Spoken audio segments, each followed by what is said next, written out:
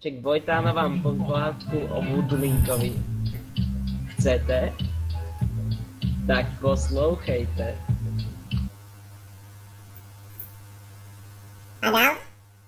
Bylo nebylo, jedno malé mimino, co zlobilo a bylo trochu debilo a v oči divně kulilo. Něco mu prechybělo a něco mu zas přibylo a nebylo to kilo, těch málo mělo. Bylo líný a říkalo, že bude, tak to rozhodl, fotr budeš, budu línej jak prde, budu línej, přísahám, slibuju vám, nehnu prdelí, nic nedodělám. Jak řekl, tak udělal, flákal, život šel dál. Nikam moc nechodil, jen se valil opodál, lhal, skrytou agresí nehrál, zvítězila jeho lenost, fotr už se bál, tak ho dal, vyspal, tam kam vítr vál, pozadu vycoval, z posedu kam neposedu dal, malej se probral, kde to kurva jsem? Netuší, že na ně čeká galantní len, dobrý den, kozí den, já jsem galantní len, projedu tě pohledem, upředu tě jako len, jsem ten, co vzadu tlačí. Myslím, že to jednou stačí. Dobrý den, kozí den, já jsem galantní len, projedu tě pohledem, upředu tě jako len, vzadu tlačí. Myslím, že to jednou stačí. Tak to ne, jelene, galantní nebo ne, takhle to nebude. Budulínek diktuje, povídám, ty dostaneš, středověk zažiješ, ty i tvoje díra pozná, co málo kera buzná, rozvíjá si jako květina v prdeli osina, zvuče do roka a do dne jako kozina, že udělal jsem kosovské vina víc celá dědina,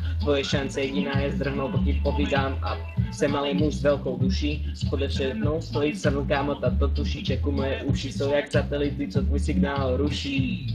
A ještě mi to sluší, a ještě mi to sluší, a ještě mi to sluší, ty mi uši, ty mi uši, ty mi uši. Stačí?